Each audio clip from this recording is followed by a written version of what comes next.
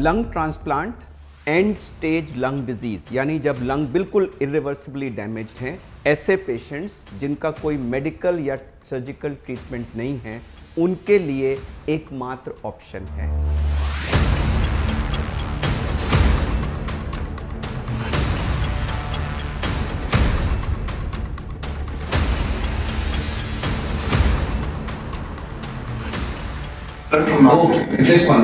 हाँ प्रकाश, में कुछ अर्जेंट चीज है, मैं अभी आपको बाद में कॉल करूँगा। Thank you. So there's a donor arrived from Nagpur. Donor? 23-year-old male.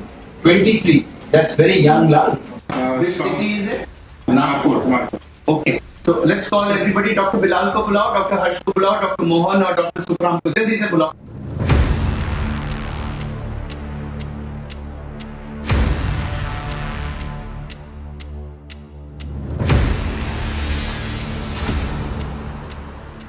हम लोग करीब 1 घंटा वेट करके बड़े आशावान थे कि ये लंग्स हमें मिलने वाले, लेकिन पता लगा कि नहीं, वो चेन्नई के किसी हॉस्पिटल में कोई और सीनियर पेशेंट था और वो उसको अलॉट हो गए हैं। 3 बजे का टाइम था। बुरा लगा, लेकिन ठीक है, जो सीनियर है उसको मिल जाएगा।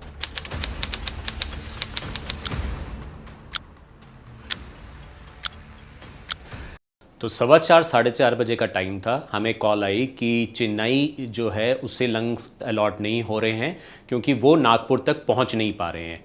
अब समय था लॉजिस्टिक्स को हमें सोचने का, तो हमने जब पता किया, देखा गया कि फ़्लाइट जो यहाँ से है वो 7 बजे के करीब की है। 4:15 बजे का टाइम था, 7 बजे टीम को यहाँ से फ्लाई करना था। तो सारी लॉजिस्टिक्स को देखा गया, we were running against the time. हमने सारी चेकलिस्ट देखी, सामान रेडी किया और टीम जो है वो एयरपोर्ट के लिए फौरन रवाना हुई।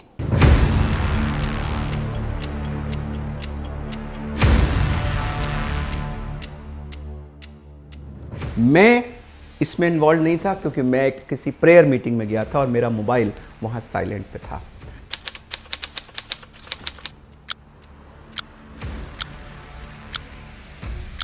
पाँच बज के 20 मिनट का टाइम था जब मैं बाहर आया और मैंने देखा कि मोबाइल में 15-20 मिस्ड कॉल हैं और वो बज रहा था बार बार। जब मैंने कॉल लिया तो मेरे कॉलीग थे डॉक्टर हर्ष, उन्होंने कहा आप कहाँ हैं? मैंने कहा मैं लोधी कॉलोनी के पास हूँ, तुरंत आप एयरपोर्ट आइए, हमें 7 बजे की फ़्लाइट पकड़नी है। वो लंग्स हमको अलॉट हो गए हैं। So once we were allocated the lungs from the government, हमारी एक सर्जिकल टीम नागपुर गई डोनर का लंग्स रिट्रीव करने के लिए और दूसरी सर्जिकल टीम यहाँ पर रेसिपिएंट के ओटी की तैयारी करने लगी। जैसे ही डोनर का हार्ट रुक जाता है, तब से लंग्स का इश्कीमिया टाइम शुरू हो जाता है। ये लगभग 6 से 8 घंटे का ड्यूरेशन रहता है, जिसमें लंग्स को डोनर की बॉडी से निकालना, उसको रेसिपिएंट हॉस्पिटल में ट्रांसफ़र करना और रेसिपिएंट की बॉडी में लगाना, ये सब कुछ हमें 6 से 8 घंटे के टाइम में हमें करना होता है।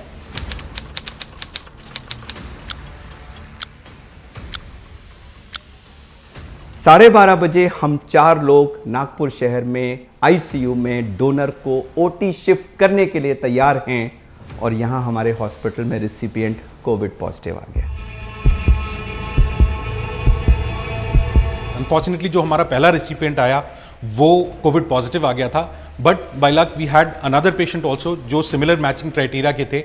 हमने दूसरे पेशेंट को इमीडिएटली हॉस्पिटल के अंदर लिया, सारी प्रिपरेशन स्टार्ट की ताकि जब हमारे पास एक्सप्लांटेड ऑर्गन आ जाए, लंग्स आ जाएं, तो उस लंग को लगाने में टाइम वेस्ट बिल्कुल ना हो और हम जल्द से जल्द रेसिपिएंट में नया लंग ट्रांसप्लांट कर पाए। अगले दिन सुबह 9:35 पे हमारी फ़्लाइट लैंड करती है। दिल्ली पुलिस और गुड़गांव पुलिस ने ग्रीन कॉरिडोर की थी। हम 12 मिनट के अंदर अपने हॉस्पिटल पहुंच गए। तुरंत वो लंग को लेकर के, आइस बॉक्स को लेकर हम ओटी में गए।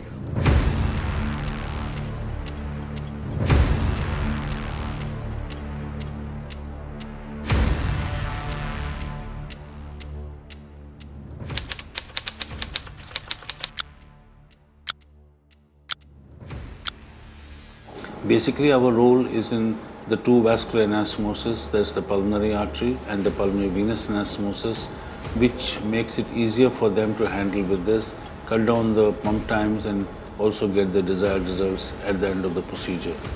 It's going to be a long-term solution for patients who have very extensive lung disease, and I'm sure with our help for the thoracic surgery team, we should be able to get the desired results. Donor lung के OT में पहुंचने से पहले recipient के lung को prepare करके उसको तैयार रखने के ये एक बहुत ही टाइम बाउंड और चैलेंजिंग प्रोसेस है।